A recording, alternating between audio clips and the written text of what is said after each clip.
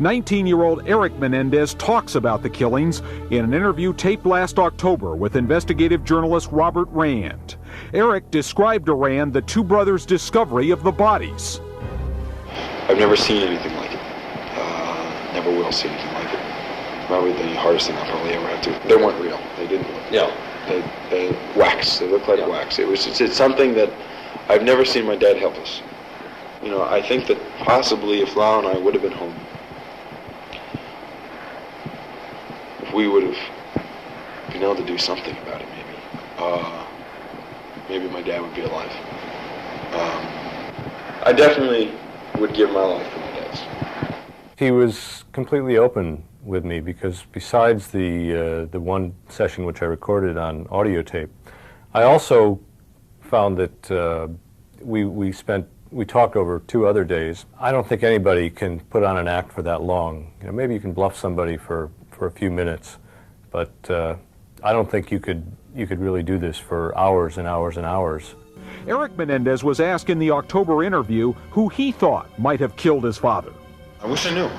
For a time there, they've been looking for a possibility that had something to do with something that Lau and I were involved in. I mean, not Lau and I did it, but something that we were involved in. Erik Menéndez told Rand he and his brother knew they were suspects at the beginning, but believed Beverly Hills police cleared them after hearing their alibi. The sons told police they left their parents at home to go to the movies at this nearby shopping center. The sons said they discovered the bodies when they arrived home several hours later.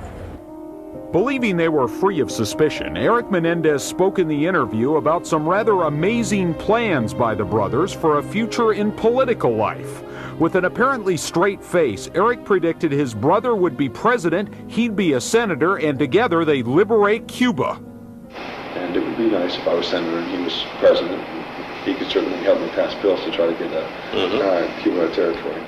Their motivation for this fantasy or this dream was that their father had planned to possibly retire from the entertainment business and raise money and run for the U.S. Senate.